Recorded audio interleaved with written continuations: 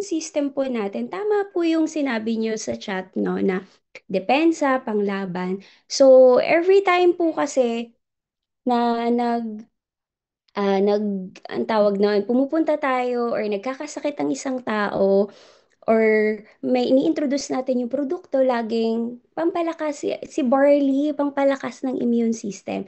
Pero gusto ko pong maintindihan nyo ngayong hapon, ano ba yung immune system? Ano ba yung composition? Anong organs ba?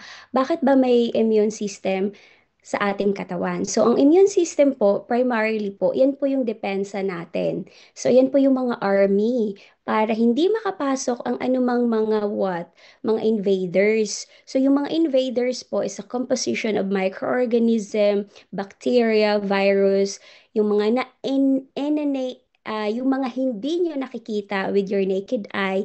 Ang primary example po niyan, yung kapag kinagat po kayo ng lamok, 'di ba meron pong hump bump na pula. So that's the primary reaction po ng immune system nyo, because it's your skin is also a protection. So later we will discuss that as we move forward po sa ating slide. So ayan, no? And pinoprotektahan niya yung ating katawan para what? Para hindi makapasok yung anumang mga microorganism directly sa ating extra at saka intracellular ng katawan ng tao. And then of course, nagpo-promote din ng mabilisang paggaling, tinatanggal kung ano man yung mga hindi karapat-dapat na nandyan, yung mga old cell, kailangan ng renewal. It's also part of our immune system.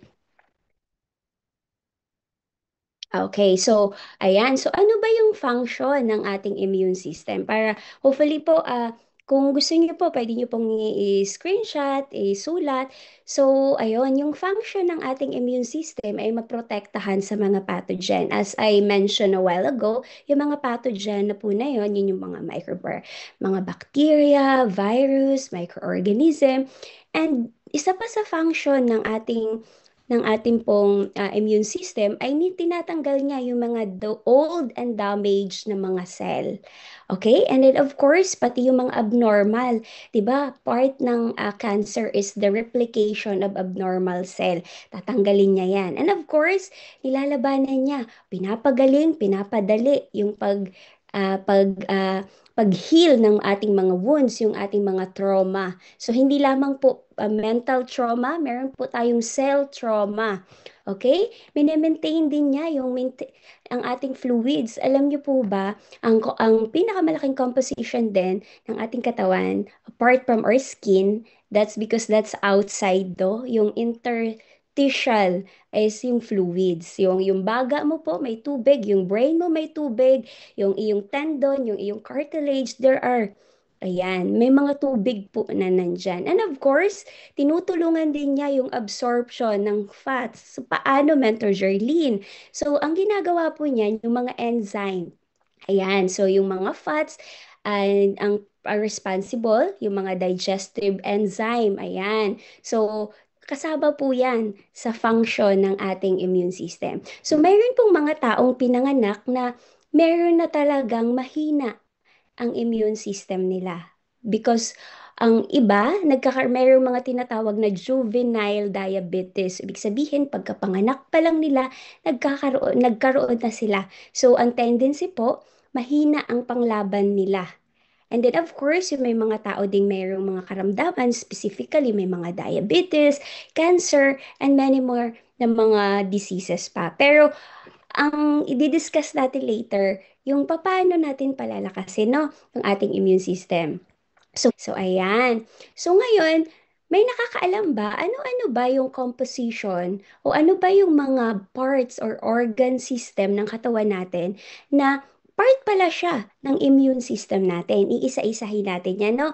Ayan, yung mga tonsil, yung mucus, yung thymus, spleen, lymph nodes, bone marrow, skin. Imaginein mo, yung skin is part also of your immune system. So, kagaya ng banggit ko kanina, pag kinagat ka po, primary, Perfect example, pag kinagat ka po ng lamok, meron kang pulang makikita dyan because that's a primary reaction po ng immune system mo na kinagat ka. Kasi imaginein mo, no? Kapag ka kinagat ka, tapos yung lamok, meron po yung infection, carrying infection, like for example, dengue, malaria. So pag wala yung protective barrier ng skin, it's directly mapupunta po agad yon sa cell or sa dugo natin. So ang kinagandahan, no? Kaya ngayon, may kakilala ka ba na ayan, laging nagkakaroon ng tonsillitis, 'di ba? Ayan, meron akong kakilala na every time na lang, every year nagkakaroon 2, 3, 4 times a year nagkakaroon ng tonsillitis. Meron ka bang kakilala na parang sabi mo, parang yung mga kulani ko is visible sa aking alimbawa, yung mga kulani natin, no? May normal po tayong mga kulani sa singit, sa ating kilikili, so, and then sa mga groins natin. Ngayon, pag yan naging inflame or namaga, automatically may ginawang response si immune system. So, nandyan pa po ba kayo? Ayan. So, hopefully po, no? Ah, okay pa ang lahat. O hopefully, hindi pa bored. Learning po ba? Yes po. Ayan, learning. May konting... nari- Okay po. Thank you. Thank you, learning. Okay, perfect. Medyo magiging technical tayo as we move forward later. So, ayun. Learning, learning. I am learning. Thank you so much. Learning po while listening. Ay, ang sipag naman. So, thank you so much po sa mga sisipag natin na nakikinig while working. Alright. Sige po. So ngayon, ayan. So ang kasama po ng ating immune system, ayan, yung inyong mga tonsils. So ingatan po as much as possible kung may mga kamag-anak po kayo na naririnig na, alam mo, tinanggalan ako ng tonsil.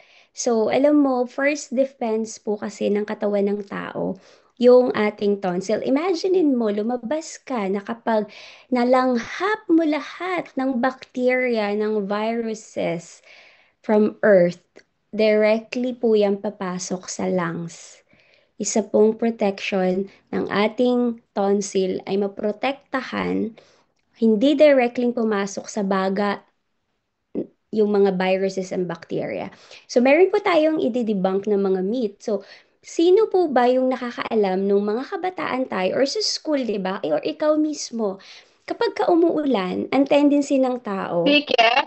tayong ba? So, ngayon, ang pag umuulan, nagpapayong tayo. Pero ang scientifically po, dapat kapag umulan, magtakip po tayo ng bibig at saka ng nose. Since pag umuulan po, by gravity, yung mga bacteria po, mga viruses na galing sa earth, sa ground, by gravity, tataas po yon.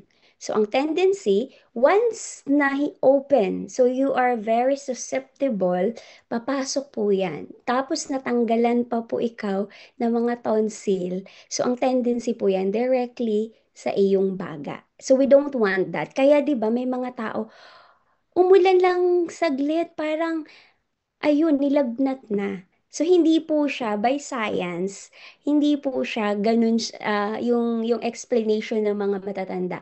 Umulan, ayan, magpayong ka para hindi ka lagnatin.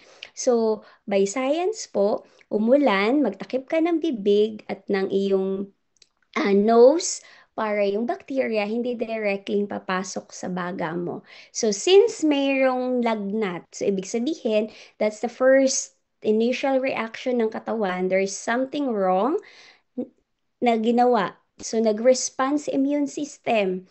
Ngayon, ang primary response, hindi po masamang nagkakalagnat po tayo. Is the first indicator that immune system is working.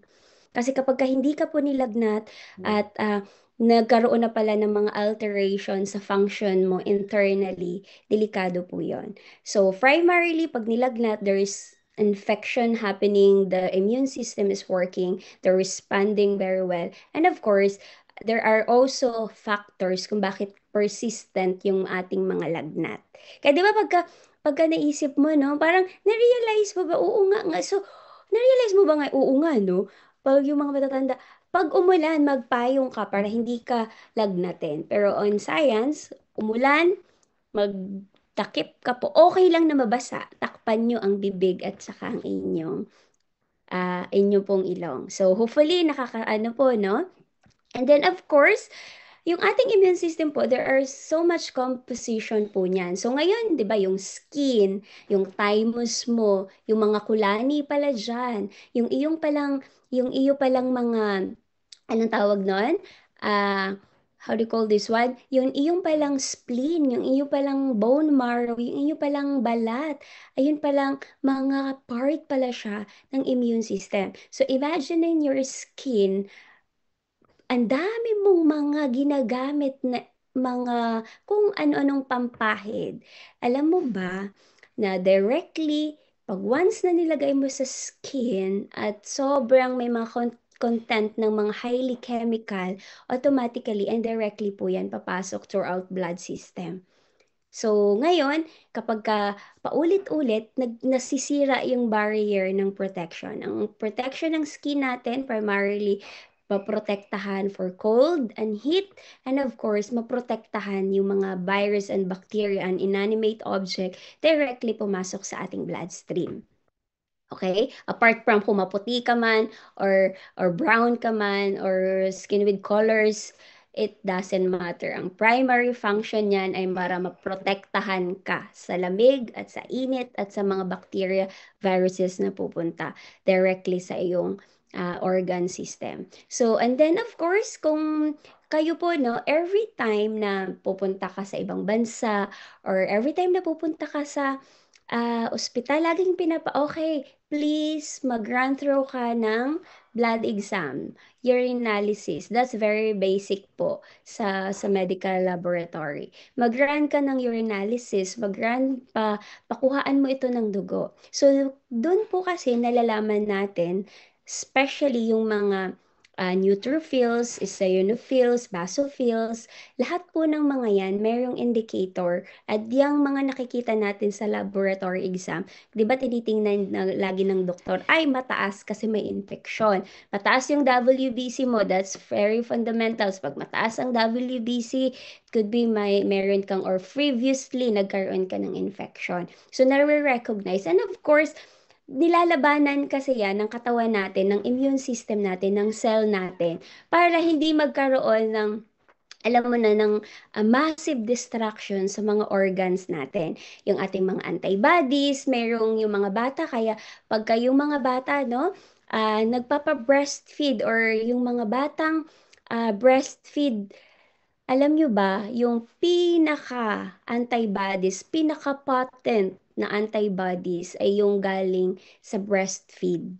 So, kaya hindi pa din natin pwedeng ipalit o substitute unless otherwise there are medical concern bakit hindi pwedeng mag-breastfeed ang isang nanay because of a certain medical reason. Yon. Pero kung wala naman at nag-iinarte lang or whatever reason, hopefully, no, kailangan ipa-breastfeed natin or kailangan kasi nandun talaga yung mga pinaka-potent na mga antibodies na galing po. Ano yun yung nakukuha? Yun yung napapasa. Okay? So, and of course, ngayon, and mayroong iba't ibang mga supplemental organs, yung mga sistema, kasi kailangan nila mag-collaborate. So, ngayon, ang ginagawa niyan, yung mga protein, yung mga cell na yan, automatically meron yan silang mga iba't ibang roles sa ating immune system. So ngayon, may mga specific tasks to regulate specific concern. Pag ito, halimbawa, usually po, bigyan ko po kayo ng example, pag meron pong cancer ang isang tao, ang lagi pong pinapakuhang exam niyan ay T-cells or T-cells exams. Kasi doon po, yun pong primary specifically, doon nakikita kung mataas po yon at sobrang ang yung count nun, ibig sabihin, there is a high probability na merong cancer. Kasi specific po, ang kumbaga, ang lumalaban po sa mga cancer abnormal cell ay yung tinatawag na T cells. Kaya pag may cancer po ang isang tao, mataas po ang kanyang T cell count.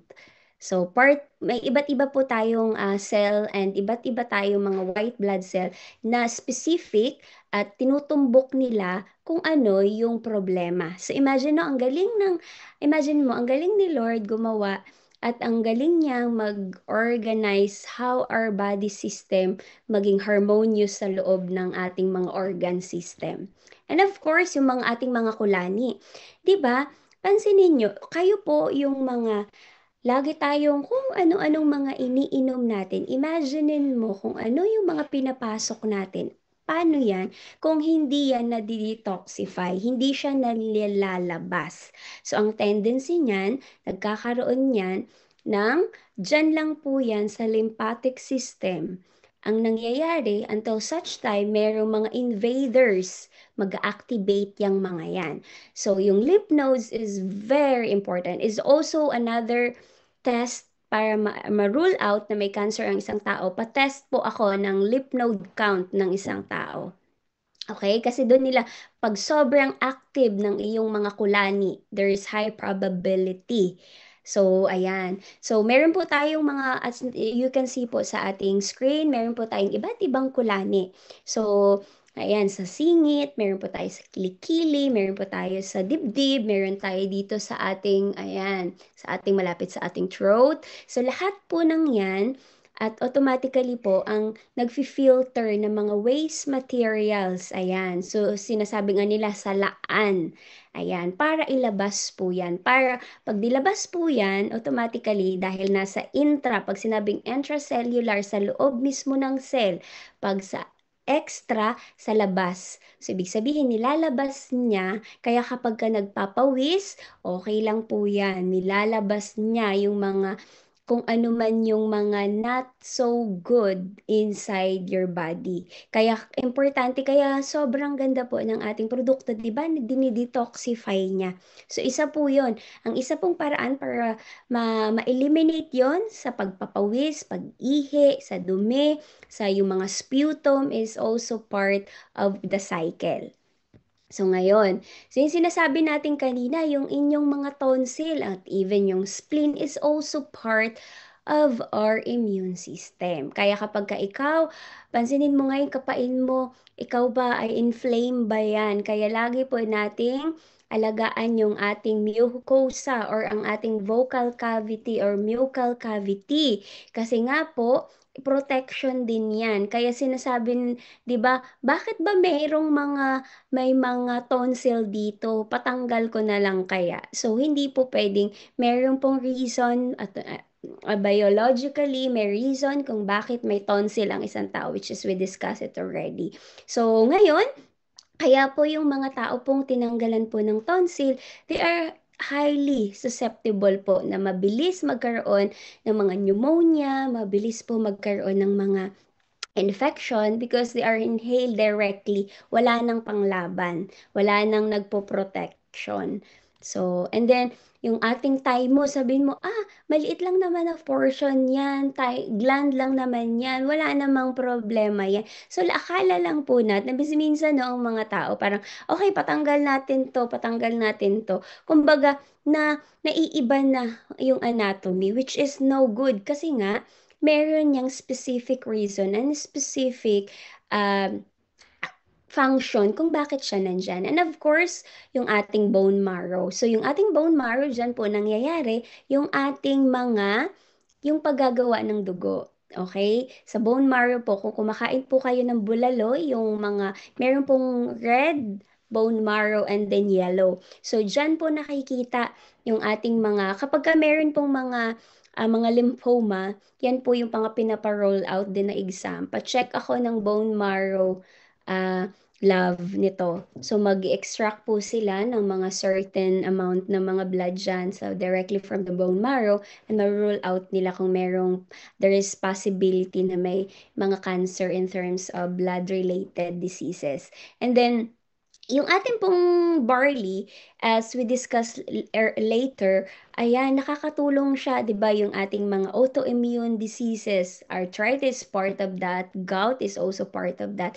So kapag ka hindi maayos, ayan, yung ating o may mga problema sa ating mga buto, and then iintindihin natin, no, oo nga, no, bakit kaya nagkakaroon ng mga certain diseases ang isang tao? And of course, part of that is our lifestyle. So, kaya kailangan lagi nating i-incorporate, lagi nating i-empower yung ating mga future business partners and clients. Paano siya gumana? Hindi lang, okay, pampalakas ng immune system. And then, tinanong po tayo, okay, paano siya? How it works? And then, anong mga function? Sino, paano, anong ginawa nito. So, at least, meron tayong masasagot, no? Kapag pala ito, and then, kaya pala nagkakaroon, di ba, sabi, pampalakas yan, pampa-improve ng mga may asthma. Paano siya gumana ngayon? Ano yung specific action ng katawan? So, ngayon, yung skin, ayan, yung skin, na-discuss na natin yan kanina, kapag kinagat ka ng lamok, ah, example natin, automatically mayroong magkakaroon ng pula because that's the reaction po ng immune system na, oops, wait lang, ayan. So, hindi ka makaka-direct because there are layers ng skin, no? Ang galing ni Lord, no? Imaginein mo kung walang layers ang skin, directly yan sa intracellular part ng system natin. Automatically, every time na meron kang madapo dyan, meron kang na-bite ka ng kung ano man na hindi mo nakita, yung mga, alam mo yung mga bugs, paano, di, ang lahat, mostly, we are very prone to certain diseases like yung mga malaria, mga dengue. And of course, yung ating mucosa is also, yung digestive tract kasi natin, meron din yung layers. So imaginein mo kung walang layers yan, sa sobrang acidic environment ng stomach, lahat yan butas. Galing ni Lord, no? Kasi talagang meron siyang specific function. Okay, may layers yan, yung cavity niyan, may layers yan para hindi directly maapektuhan yung mga interconnected organ na responsible for what? Yung sa ating pagkain, sa ating pagdumi. So, at imaginein mo kung hindi yan lahat gumagana at wala yung mga cavities na yan, automatically disruptive yung ating organ system. Ayan. So, ngayon, puntahan natin, hopefully, wait lang. Hopefully may time pa tayo. Ayan, sige, discuss ko later siguro yung ating cell para mas maintindihan din natin. But anyway, well, let's move. May work pa po kasi ako. So, ayan, bilisan lang natin. So, ngayon, bakit ba maganda yung ating barley in terms of cancer? So, there are studies, but one thing na notice ko na study, a study of a University of Seoul sa Korea, and nagkaroon sila ng controlled study sa laboratory ng cancer, so specifically breast cancer. And then testicular cancer. So ang ginawa nila doon, nagbigay sila ng chemotherapy in regard with the normal chemotherapy. Ang chemotherapy po is a composition of different uh, medicine, no? It's a concoction, it's a different composition ng mga gamot. Ngayon, ang isang mga control group, pinainom nila ng barley.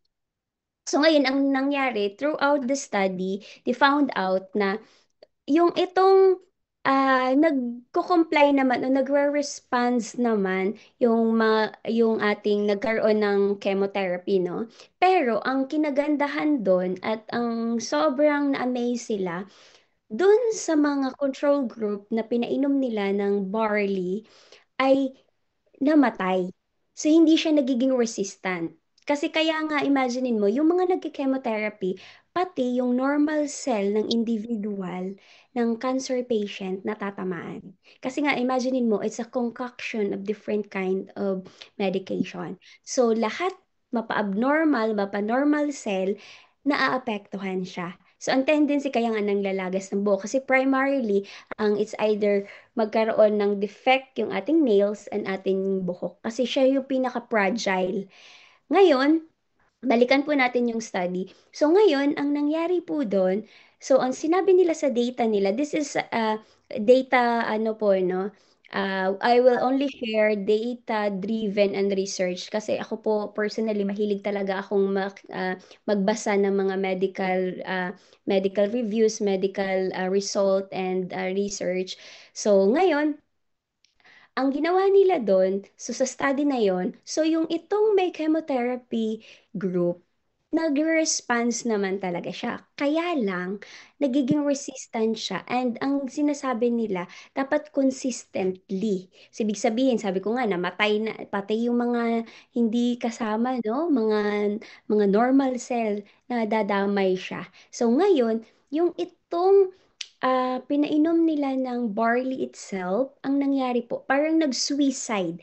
So, inano ko yung terminology na yon at also ginamit din siya sa isang study sa Great Britain na ganun yung so tatlong study na and they have the common denominator how they describe the patent and yung power ng barley. So, parang nagsisell suicide. Nagsisuicide. Imaginein mo, nagsisell suicide yung cancer cell kung gaano ka powerful yung ating produkto ng barley. So, di ba pag sinabi mong nagsusuicide ang isang abnormal cell, so talagang sobrang powerful nun in comparison with all this concocted medication. Ang dami pang, and of course, yung side effect, ito walang side effect. Yung nagki-chemotherapy, it will take weeks in order for them to regain for their pabalikan natin yung immune system kasi usually talaga bumabagsak yung WBC niyan kaya hindi yan pwedeng they are very susceptible for infection. Kaya yung mga nakapagka-chemotherapy na nagtitake ng Amazing Pure Organic Barley, ang bilis ng shifting ng recovery nila, ng tumataas agad yung kanilang immune system, specifically yung WBC, yung white blood cell nila. Kasi nga, yung ating barley itself ay mayaman siya sa superoxidized dismutase. Ito pinag-aralan sa Sweden naman. So ngayon, ano ba ang tinutumbok niya? In short, ang tinutumbok niya ay yung DNA ng cell ng isang tao. So imaginein mo, babalik tayo sa biology. Yung cell ng isang tao, there are also composition, may part po yan. Pero tatahakin lang natin ang pinaka-powerhouse, yung mitochondria. Yung mitochondria po ng cell, yung tinatawag na powerhouse ng isang cell organ, yun po ang pinaka lahat importante, pero lahat po yan, ang nangyayari dyan, importante siya, pero yung pinaka-powerhouse ng cell organ ay yung ating mitochondria. So, ang ginagawa niya, tinutumbok niya yun. So, ngayon, since mayaman siya sa superoxidized dismutase, para, remember, yung ating cell, we had trillions of cell organ na composition sa katawan natin, no? Imaginein mo kapag yung cancer, kasi sa replication nagre-replicate siya ng abnormal. 'Di ba? So kung sa networking, kailangan nating mag-duplicate ng mga magagandang leader, dito naman mga abnormal yung dinuduplicate. So we don't want that Meron bang nag-raise po ng hand? Sige po, later as we move forward po, no? Kapag ka may question, ano na lang po tayo? Ah, ano po tayo? Kung mayroon po kayo later question. So, and then, ang ginagawa niya, ang sinasabi nila, alam mo yung ang cell nag-suicide. So, that's a very powerful remarks in terms of the study. Kasi nga, ginagawa niya, no, kasi ngayon, okay, given mag-chemotherapy ka, plus sasamahan mo ng barley. So talagang sobrang ganda, sobrang bilis, not because, sobrang bilis ng recovery ng WBC. So remember, if mataas ang WBC mo, mabilis ang recover, there is a very high potential that you are na mataas ang immune system mo na. Kasi kapag may chemotherapy, babagsak po yan automatically. So ngayon, ang ginagawa niya, nire-repair ni superoxidized dismutase. Ang alin? Yung cell. Para hindi na siya mag-develop again sa mga abnormal cell. And I found out na yung F4D1 enzyme, ayan. So yung F4D1 enzyme na yan, ang ginagawa niya pala ay yung sa, 'di ba ang cell natin po, mayroon po yung specific materials na dinadala in order for our body to function. So ang ginagawa po niyan, meron po yung mga material cellular process po, no? Ang ginagawa po ng ating F4D1 enzyme, siya po yung mga antibodies or tinatawag natin na mga anti-inflammatory. Remember, if your body is very inflamed, you are prone to any kind of diseases. Lahat po. Kaya number one dyan yung stress, and then ayun, babalikan natin sa cancer. So ngayon, specifically, nag-a-act siya ng mga anti-inflammatory. Since babalikan din natin, remember, yung bone marrow natin, yung bone itself is a part of immune system. There are autoimmune diseases, which is, ayun na yung mga gout, yung mga arthritis. For sure, marami kayong mga kilala na-encounter ng mga customer na masakit ang ganto, nag-crystallize yung ganito ko, yung kamay ko, hindi ko na maiangat. Because they're related to what? Yung deposition ng mga crystalline na nandyan na, hindi kasi siya what? Babalikan ulit natin sa lymphatic system, hindi siya nare-release. Ngayon, ang ginagawa niya, dinidestroy ni F4D1 enzyme immediately at nire-repair niya agad para hindi na makapasok itong ulit at makapag-replicate yung sa molecular level, no? Ang ating mga sa ating DNA. So, and then, yung potassium, alam niyo ba, na ang ating katawan pala ay kailangan ng 3,000 to 4,000, 3,400 milligrams. So imaginein mo yung ating barley merong 3,800 for 100 milligram. So pasok na agad siya. Ang tanong, are we eating the right diet? Babalikan ulit natin. Are we eating the right diet and are we supplementing the right supplement? Okay? So ngayon, para maiwasan yung pagdoble, pag-replicate, pag-multiply ng mga cancer na yan, nakakatulong yung ating Amazing Pure Organic Barley. And then, dahil meron siyang, marami siyang perosec days, ang ginagawa niya, neutralize niya. Sino po yung mga mahihilig? Ayan. Sino dito yung mga mahihilig kumain ng mga barbecue, mga grilled, yung mga tutong na kanin, mga kung ano-anong tutong. To be honest, hindi po yan maganda. By science, hindi yan maganda sa ating katawan. Kasi unang-una pong dahilan dyan, hindi kayang i-digest ng ating digestive system. So, ang nangyayari po niyan, since ngayon, hindi niya kaya, kaya maganda na nagtitake ka ng Amazing Pure Organic Barley na tinutulungan niya ma-break down yun. Para saan? Para hindi yan mag-clog sa iba't ibang organ system mo.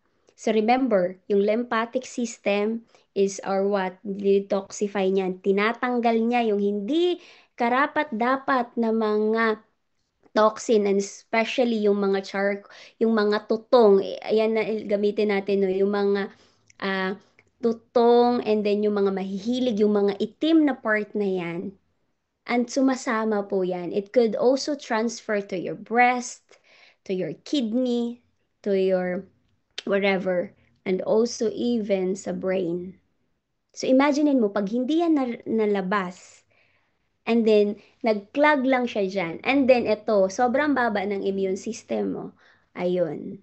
Kaya nagkakaroon ng certain, ayan, mga certain cancer. And one of the, yung mga, yun, yung mga sobrang tutong, mga, kung mahihilig po kayong mag-grill, there's no problem with that. But just be very careful. Or tanggalin nyo na lang po yung mga tutong. At yung mga mahilig kumain ng tutong. Okay? And then also, since our barley is highly alkaline, it also, pag alkaline kasi, hindi po gumagana or hindi po tumutubo, hindi nagduduplicate yung mga cancer cell dyan. Takot po yan sa highly concentrated alkaline environment and highly concentrated oxygen environment. Hindi po sila dyan nabubuhay. So kaya, kung may kakilala ka, di ba mga mayayaman, ang isa sa mga nakapakinggan kong ah, ah, na papa-hyperbaric therapy ay si Miss Karen Davila. Sila small laude. Pupunta kami sa Germany at nagpapa-hyperbaric because hyperbaric po, ipapasok ka sa certain machine that's highly concentrated oxygen na tinatanggal po niyan. Kasi pagka yung hyperbaric po, inaalis niya po, piniprevent niya na yung mga incoming na mga highly cancerous na nandyan sa katawan. And then, kasi kapag ka merong highly oxygenated ang ating katawan, hindi po nakatumutubo or hindi we're not susceptible sa cancer. So if it's either highly alkaline and concentrated with oxygen. Okay? Since ang ating barley ay mayaman sa ORAC value, so ang ORAC value na kailangan ng tao is what? Sa mga kababaihan po, ang ORAC value na kailangan is 3 to 5 per day. Ang tanong, nakakakain ba tayo? But good thing about our barley, ano na tayo? We're cover. Kasi 25,500. We are cover na. So sabi ko kanina, di ba? Hindi takot ang mga cancer cell mamuhay sa highly oxygenated environment. So, since highly oxygenated yan, we're very much less yung ating predisposing factor. Less tayo. Pero, kailangan, of course, we control no, there are many factors then. And then, ngayon, since kapag ka yung ating ORAC value, kaya nga na sinasabi, ano bang ito lagi kong ine-emphasize? Kasi hindi naman talaga tayo nakakakain ng mga variety of prutas, gulay, or anything na mayroong mga ORAC value benefits ang ating mga kinakain, hindi talaga siya nami-meet every day. So good thing meron tayong supplementation. And one of the property ng barley ay meron siyang ORAC value na 25,500. So is another plus point. And of course, ayan yung mga enzyme. Mamaya, maano natin yan yung mga enzyme na pinuproduce ng ating mga digestive system, yung ating mga mucosa, ay lahat yan, nakakatulong yan para maprotektahan na hindi mag-replicate yung ating cancer cell sa ating katawan. So, imagine niyo no? And of course, marami pang mga components. Pero specifically, yung superoxidized dismutase, ayan, yung property na yan, pinag-aralan yan sa Sweden.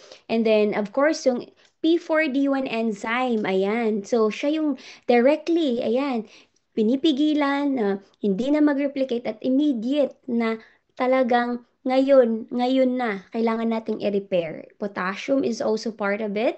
Pero, ang ginagawa ng ating pag-alkaline, mataas ang ating ORAC value, and of course, the high concentration ng oxygen, which is, yun nga, pagka mataas ang alkaline or alkaline in property and oxygen, takot ang mga cancer cell dyan. Okay? And then, hopefully po na natututo po ang ating mga nakikinig. And, ayan. So, sa diabetes naman, okay, lagi tayo, Mentor Jar, bakit ba maganda ang ating Amazing Pure Organic sa diabetes? So, okay. Apart from beta-glucan, which is the highest form of ating mga fiber, no? So, soluble yan, pumapasok yan. Imaginein mo, yung ang iyong digestive tract, nililinis every day because you are supplemented with amazing pure organic barley. So, ibig sabihin yun, yung sensitivity sa insulin natin because primarily, yung pancreas ang responsible dyan. So, once yung mga diabetes patient or mga ating mga diabetic na mga kamag-anak, ayan. So, lagi sinasabi, hindi ba nakakasama yan? Kasi meron naman akong tinitake na insulin, no? For the beginning po, for the meantime, as we introduce initially, okay lang na meron. Pero, yung si daddy ko po, may diabetes siya. Ngayon, we strict yung nutrition, ano namin siya, and then, ang mahal po magkasakit sa Pilipinas, so, kada papunta sa ano, no, ma-admit lang, it's 60,000, 50,000, it's too much.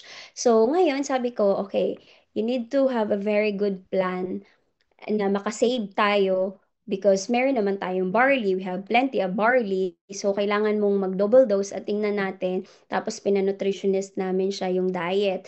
So, talagang ano siya, nag-improve. And ngayon, hindi na si daddy nag-i-insulin. So, before, nag-i-insulin siya. So, ngayon, isa din po yan sa ating testimony. So, ang ginagawa kasi ni barley sa ating mayaman siya sa arginine. So, ngayon, Mentor Jarlene, apart from beta-glucan, no? Ang atin kasing barley, lagi nang sinasabi, hala, maganda ba ang ating barley dahil mayroon akong kakilalang may diabetes. Magandang maganda po 'yan. So, of course, kasi nga ang ating ano no, pag ang isang tao kasi hypersensitive sa insulin, ang nangyayari po kasi niya magre-release kasi nga kailangan niyang protektahan. Kapag hindi kasi niya napoprotektahan yung cell, magkakaroon po yan ng hyperglycemia and it's not so good po sa throughout the organ system. Kaya dapat yan nasa normal level. So, ngayon, ang ginagawa niya ni pancreas, okay, ngayon, na-stabilize natin. Ngayon, hindi kami magre-release at na-maintain niya. Kaya, na-maintain natin yung glucose measurement natin sa ating dugo. Sa ating dugo po, we're talking po sa dugo ha, sa ating cell. So, ngayon, ang nangyayari, hindi ako magre-release kasi nga, na-stabilize natin. Kasi nga kasama yung ating barley. Ang ginagawa kasi niya, yung absorption, yung insulin sensitivity natin, yun yung neutralize niya sa ating dugo. So, hopefully po dito, no, sa ating Team Titans, wala pong, hopefully, ano po tayo, healthy living because we are promoting healthy. So, kasi pag sinabi mong, okay, nagba-barley ako, then I have so many on my plate. I have this and I have that. Parang nagiging contrary kasi of what we are promoting. So, I'm encouraging everyone na syempre, we are an agent of hope and hopefully we are one na healthy tayo. So, kasi lagi sila, okay, nagbabarley ka ba? But ang tanong, how is your laboratory? Are you this and that? And then, hindi siya nagtutugma. Kasi nagpo-promote tayo na nagpo-promote ng health benefits, pero tayo, nanineglect natin personally yung ating health. So, hopefully, walang ganun dito sa Team Titans. And of course, yung ating mga chromium na yun nga no, binabind niya yan sa ating cell para yung sensitivity ng insulin. Okay, sabi niya, okay kasi yan mga pathways yan, tutulungan namin para throughout magpapas yan na kailangan for energy consumption. Kasi it's very good, yung ating pong sugar, ang glucose po is very important po yan because of energy. Same po yan ng fats. Pag wala tayo yung sugar, di din po gumagana yung ating utak. Pag wala din po tayong fats, because yung composition po, may fats and may sugar. Pero dapat, nasa tamang ano lang po tayo, homeostasis. Okay? Hopefully po dito sa Team Titans, lahat mga healthy living. Ayan. So, and then, yung ating pong hypertension, ayan, matataas ang BP. May mga kakilala ba kayong may problema?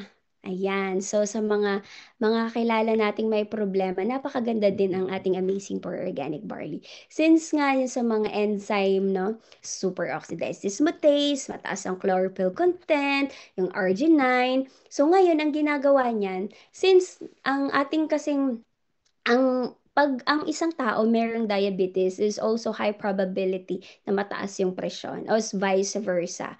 Kapag yung isa merong mataas ang presyon, there high probability that it will also lead na magkakaroon ng diabetes. So just be very careful kasi konektado po yan. So ngayon, kaya pansinin niyo kapag ka merong mga diabetes, lagi ding pa-check ako ng kidney, pa-check ako ng presyon. So kasi alam na ng mga medical practitioner na they are related.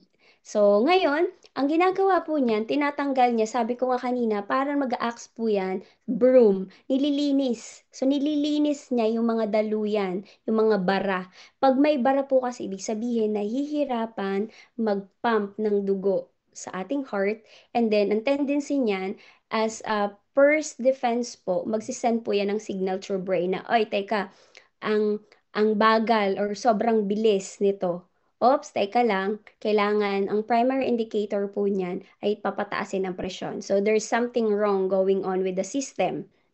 So ang sa sistema po ng pagdaloy po ng dugo is directly from the heart and then go to the lungs and then ang end po niyan ay kidney and then throughout the organ system. So meron po tinatawag na oxygenated, non-oxygenated. Ang oxygenated is directly to the lungs and then babalik at babalik ganun din po. So ngayon, ay mayroong mataas ang presyon nito kasi mayroong mga nakabara or nahihirapan or mataas ang insulin level.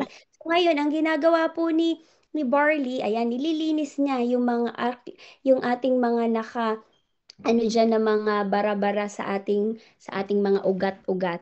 So, kaya maganda po talaga na i-incorporate every day, especially sa ating mga ano no, sa ating mga magulang na merong age na and they are very susceptible sa ano mga predisposing na kasi sila sa age, no? So, lagi nating sabihin na mag-take ng barley at wala namang mawawala at hindi natin nakikita pero yung ating loob talagang maayos. We're talking, remember, ang ating kalusugan po, hindi lamang po yan base kung ano ang panlabas. It's always first reflect the internal and then outwardly nagre-reflect po yan. Because ano sasabihin, ma-healthy po ako, wala naman po akong presyon, pero ayun, nagpa-laboratory at na-found out na meron palang mga problema. So, hindi pa rin natin masasabi. Kaya, okay naman, wala naman akong ganto, ganon. So, 'di ba? Karamihan sa mga na-encounter natin, hindi, healthy naman ako, wala naman akong presyon. Ang tanong, nakapagpa-check up na po ba kayo? Or in order for you to say na I'm very healthy. So, because at the end of the day, if wala tayong data na sasabihin kung healthy ka, and contradictory po yun sa sinabi mo. You feel healthy, but in the reality, ang dami pong mataas pala ang ganto, mataas pala ang sugar, mataas pala ang... So, ngayon, sasabihin na, ay, it makes sense. So, kaya, laging internal. And then, magre-reflect na po. Kapag ka-healthy ang internal, it will reflect outwardly. So, going back to the hypertension, inaayos niya yan, winawalis niya until such time, maayos yung daluyan ng heart, papunta sa lungs, and then papunta sa kidney until such time, magpa-pump yan throughout the organ system. So hopefully ang Team Titans, we are all healthy. Kasi ang hirap pong mag-promote pag hindi tayo healthy. Tapos tinanong, ay, talaga, nagbabarley-barley ka tapos hindi ka okay. 'Di ba? Ayan. So ngayon, punta naman tayo in terms doon sa, 'di ba kanina sabi ko, kapag sa mga tonsil, para hindi directly papasok yan sa baga. So ngayon naman ang barley is very good sa may mga asthma or mga asthmatic patients. So kasi since nga ang ating barley ay mayaman sa vitamin C and arginine, which is yung ang formation niyan, ang ginagawa niyan, pinapaluwag niya yung ating mga bronchioles, yung ating mga parang mga ah, ano natin na example na parang mga trees na merong mga ah, tawag branches. Pinapaluwang niya yung daanan ng oxygen. Remember kanina sinabi ko yung heart, yung lungs, yung kidneys, they are connected lalo na sa pag-pump ng ating dugo. So ngayon, since mayaman tayo, ang ating barley sa vitamin C, ang ginagawa niya, yung sufficient, yung mga tube, yung obstructive tube na yan, maganda yung flow ng oxygen. So ngayon, kaya nga ang mga asthmatic patient, no, ang hirap-hirap makahinga kasi nga barado yung kanilang mga bronchioles. Ngayon, ang ginagawa niyan, tinatanggal niya yung mga waste materials through what? Yung mga sputum. So, ang ngayon, at ayan, kaya sabi nila, ang gaan. Meron po akong asthmatic na pinatry ng ating barley. Sabi niya, Jarlene, parang ang gaan ng pakiramdam ko. So, as ano no, I noticed, talagang ang laki ng improvement. So, kasi nga, nalinis yung mga bronchial tubes niya. Imaginein mo kapag kabarado at hindi nakakadaan yung mga oxygenated blood dyan, talagang nahihirapan ang isang taong may asthma na huminga. And then, of course, since mayaman din sa chlorophyll, yung mga anti-inflammatory and anti-allergy na kasi nga pagka merong ang tao sensitive kasi isa din po yan kapag ka sensitive sa mga allergen ang tao ang tendency din po niya nagkakaroon 'di ba sabi ala may asthma yan bawal yan sa merong mga sobrang maamoy. So because yung katawan nila, yung immune system nila nagre-react na. In order, yun na yung ginagawa nilang primary defense, nagsisend na ng signal sa brain na, or there's something wrong dito. Ang isang tendency nun, it's either magkakaroon ng allergic reaction or inflammatory na, teka, kailangan nating ma-prevent ito bago pa mag-lead into something more serious. So, imaginein mo, no? Ang laki na ng tulong ng ating barley. Sino po dito ang may mga kakilalang nahihirapang dumumi? For sure, marami tayong mga kakilala na ganito. Since sa 21st century po, ang diet po, sa Australia po nagkaroon ng 14-year-olds na cancer sa ano po, sa colon. Imagine niyo po, ang colon po, colon cancer, ay sakit po yan ng mga matatanda. Pero nowadays, sakit na siya ng bata because of the lifestyle. So ano ang contributory factor niyan? Of course, yung mga kinakaing mga cold cuts, yung mga prosciutto, salami, cheese, ayan. And of course, high fat diet, high sodium diet, high carbo diet, number one. So, kaya maganda po ang ating barley at sinasabi ko kanina, no, yung beta-glucan natin, nililinis yan yung digestive tract natin. And also, not only that, para din mabalanse yung gut microbiome natin. So, ayan, ginagawa niya yan. Nililinis niya, aks, nililinis niya, binubroom niya. Sasabi dati ng aking professor, acts like a broom. Kasi nga, yung ating superoxidized dismutase, talagang lilinisin niya yan until such time wala diyang maiiwan. Kasi kapag hindi po nakakadumi yung isang tao, hindi po normal yon. Because ang dumi po is a waste material.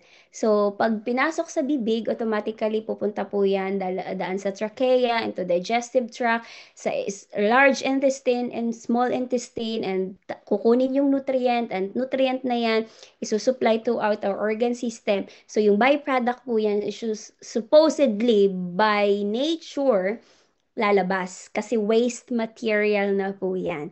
Pag hindi po yan lumabas, hindi ka po nakakadumi regularly, ang tendency po yan, mag-iimbak po yan at will create another problem. So, kaya dapat, ano yan, automatically nalalabas. So, ayan. And ito, yung may mga kakilala kang, may mga every time na nagkakaroon ng menstruation, na sobrang sakit at ako po before ah pag nag-menstruation ako gusto ko matulog lang or gusto ko wala akong ginagawa as in talagang ano talaga siya bed lang gusto ko lang matulog kasi masakit ang aking at yung nilalagnat ako pero thank God no through the help of also ng barley and change of lifestyle. Talaga ngayon, very minimal. Siguro sa scale ng 1 to 10, could be I say 4. 4 na lang siya. So kasi nga ang ating barley, dun din papasok na mayaman sa superoxidized dismutase. Yun yung neutralize niya, yung waste material. Imaginein mo din yung isang babae na hindi nakakapag-menstruation regularly is also a big mess. Kasi nga, hindi nalilinis. So, ibig sabihin nun, nagkatambak lang. Because also, yung menstruation is a part of detoxifying. Nililinis. Tinatanggal mo. Remember, kasi at the ano po no ng ating menstrual cycle ay pahapyawan lang natin at 28 to 30 cycle. Ano po yan, parang imaginein mo yung wall. Yung wall na yan, hanggang patagal ng patagal, kumakapal yan. So, imaginein mo may algae dyan. Yung algae na yan, hindi natatanggal. It can lead to something. Kasi nga, hindi siya Hindi siya nalilinis.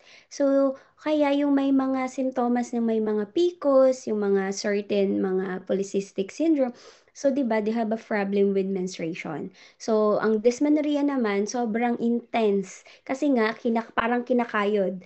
Yung uterus pag nandyan at intense, bumabagsak po kasi yan. Kaya talagang masakit. So, Ang tawag po diyan, pagbagsak na, ayan, nagkakaroon ng blood. So, pag ano na yan, so imaginin mo, kinakayod yan sa wall at bumababa. Ang tendency talaga niya. Since mayaman sa superoxidized dismutase, ang ating barley, ang ginagawa niya, pinapasmooth niya, 'di ba? So, inaayos, nililinis ang pagbagsak para swabe. Kaysa ngayon, hindi na siya ganun kasakit. There's still pain, pero hindi na siya yung to the extent na 8 to 9 to 10 yung scale. Ayan. So may mga kakilala namang may mga skin problem and yung mga psoriasis, skin diseases, mga acne. Alam nyo ba, nung nag-start ako sa pag-take ng barley, ang una ko agad, because I have a very sensitive ano no, skin. Meron akong atopic dermatitis growing up. Ngayon, throughout, since mahilig ako sa science, I made so much reading about psoriasis with dermatitis. And ano pala siya, ang gut, problem with the gut. So, hindi maayos yung microbiome. So, ngayon, it will always reflect kasi sa skin. Remember our immune system, no? So, ngayon, ang ginawa ko siyang panglagay sa mukha, paste. So talagang sobrang, alam mo yung iba't ibang mga clarifying na mga sabon or mga toner, parang hindi siya, parang wala naman eh, hindi siya nag-i-improve. So kasi nga, ang pinapatch mo lang yung outside, hindi natin ni-resolve yung pinaka-primary problem, which is yung internal. Ngayon, ang nilalagay natin dyan, talagang humupa siya since mayaman nga sa vitamin C, phytochemicals, yung ating mga minerals, mga enzyme, amino acid. Ngayon, ang ginagawa ko, pag meron akong menstruation na meron ng tawag ng tigyawat, gumagawa ako ng paste, tas nilalagay ko sa mukha. Talagang tumutuyo siya, mabilis siyang tumuyo at nagka-clarify siya since mayaman nga sa vitamin C. So, nagkakaroon siya ng clarifying effect dun sa ating skin. So, kung may mga kakilala ka, and of course, that's external, pero inwardly, no, internally, talagang maganda na maging balanse yung ating, kasi ang common denominator niyan, meron talagang problem and disruption ng gut microbiome. Yun na yung sa digestive natin. Since hindi nga tayo, ah, pag-change ng lifestyle mo, pag-change ng diet mo, it will also improve yung outwardly. So, kaya kapag ka, di ba, ang mga taong nagtitake ng barley regularly, ang gaganda ng skin, talagang nakikita mong ang lighter. Kasi nga, ang yaman nga sa mga properties which is beneficial especially sa ating skin. So, kung may kakilala kayong may mga psoriasis o skin problem, try nyo yung lalong-lalo na yung mga teenager na medyo maraming tagyawat or mga tagyawat and yung iba cystic na, no? Talagang ipa-apply nyo lang yan. Ang ginawa ko lang dyan, nilagay ko ng tubig, iniwan ko dyan for 15 to 20 minutes, and then, nung natuyo na siya, you use your regular na panghugas sa mukha, and then, eventually, talagang makikita mo ang laki ng improvement. So, yan yung pag ako, ngayon, yan yung go through ko na skincare. Pag merong mga breakthrough, mga breakout na may mga acne dito kuminsan. Yun, mabilis lang siya. So, hindi mo na kailangan gumastos. May barley ka naman and a bit of portion, gawa ka ng paste, tapos lagay mo siya. And then, ngayon naman, puntahan natin yung bakit ba beneficial sa at may mga autoimmune arthritis, mga gout, and yung mga sakit-sakit sa mga buto. Since kanina nasabi na natin na dun sa immune system natin sa bone marrow. Kasi ang barley natin is very good. I have business partners before na hindi niya talaga alam niyo yung hindi niya magalaw yung kanyang kamay, may mga talagang kasi nga po, ano na siya, yung deposit na yung mga calcium nandito sa sobrang tagal na rin siguro. And sobrang saya niya. 3 times a day niya iniinom si barley. 1 week. Talagang laki ng improvement at nagpa-test siya sa doktor. Talagang bumaba yung kanyang mga uric acid. So talagang ang ganda ng ating Barley. Since ang ating barley ay mayaman sa vitamin C and of course yung mga amino acid, lysine, arginine, glycine, anong mga yan? Yun po yung mga nagpo-produce, ayan, ng collagen. Imaginein mo, yung ating mga predisposed or mga precursor. Pag sinabi pong precursor, kailangan nating munang ah, anong tawag nun, mayroong certain chemical in order for a certain chemical na mag-produce or gumana or mag-take effect. So, ang yun ang ginagawa niya, na binibuild niya, tinatanggal niya po through, remember, pag mataas yung uric acid mo, there are tendency na magkakaroon ka ng kidney stone. So, ayan, ang ito naman sa mga arthritis dito sa ating mga tendons, sa ating mga, ayan, sa ating kamay, yung iba sa paa, yung iba naman sa tuhod. So, ang ginagawa niya, nire-rebuild niya yung mga cartilage, yung mga deposited na yan. Papasok diyan si kidney, papasok diyan si lymphatic, tutulungan niya para ma-detoxify since we are also part of the detoxification, no? Dahil mayaman din sa beta-glucan and chlorophyll. So, ang ginagawa niyan, para hindi mag-build yung mga certain mga uric deposited dyan, nilalabas niya through sa kidney, sa pag-ihi, sa pagdumi, and sa ating sweat. So, ngayon, ang ating mga, kaya sabi niya, ang gaan-gaan na daw ng pakiramdam niya, yung mga kanyang mga cartilage, yung mga ligaments, ang parang ang gaan na. Kasi nga na close open niya na noon daw, so sobrang sakit, sabi niya. Tapos, since ang ating, no, we're talking about yung sa ating mga kakilala din, di ba may mga matatanda na ang sakit daw ng paa. So, minsan din po kasi, ang isa ding reason because of the body weight. So, kapag ang tendency kasi, pag medyo fluffy and medyo mabigat, ang tendency nagkakaroon siya ng too much pressure sa ating bone. So, kaya dapat regulated din yung ating timbang. So, ngayon, ang ating barley, inaayos niya yung ating cartilage. Remember, sabi ko kanina, yung ating mga cartilage, yung ating tendons, yung ating bones, ay meron din yung tubig. So, kaya, ang ginagawa niya, nire-rebuild, inaayos yung ating mga tissue para mag-heal. And then, such time, tinatanggal niya yung mga deposited na mga uric acid na nandyan. And okay, and then bakit maganda din sa ulcer and hyperacidity? Noong unang join ko po sa I Am Worldwide, meron po akong friend na ano siya, meron siyang problem with hyperacidity. Sabi niya, parang nandito, parang bumabalik lang. Tapos, ang ginawa ko sa kanya, sabi ko, sige, mag-take ka ng barley, tingnan mo lang kung nag-improve. Since sabi ko naman, alkaline naman to, and then at the beginning, yung initial reaction na very skeptic siya, baka sabi niya ah, baka gusto ko lang siyang ano no, pabilhin. Sabi ko, hindi, try mo lang to. And then, yun, na found out niya talaga na ang ganda. Sabi niya, nagiging, alam mo yung parang sabi niya, ang ginhawa daw ng sikmura niya, kasi nga, nire-reduce niya yung acid. Remember, our digestive or ang ating stomach is very acidic in property yan. So, kaya sabi ko nga kung wala yung mga mucose, no? Kung disrupt yan, Diyos ko, sunog na sunog ang ating digestive system. Kasi remember with our immune system, yung mga organs na kasama doon. So, ngayon, ginagawa niya is ninyo-neutralize niya. Nireduce niya yung acid form.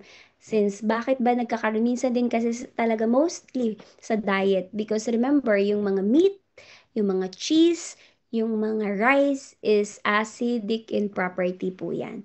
The only alkaline in properties are fruits and veggies. Okay? So, yung mga rice and then yung mga cold cuts is acid in property yan. So, kaya, ayan. So, ngayon, kung may kakilala din po kayong sa migraine, ayan, 'di ba? Ala, bakit laging masakit na masakit yung ulo ko? It could be na kulang ka sa tubig or there are also certain problem with that. Pero ang ano din no, there are also studies na coffee is also very good for migraine. And then, yung ating barley nga, since yung serotonin or ating neurotransmitter, ayan, at isa din po ito sa responsible for our yung masarap na tulog.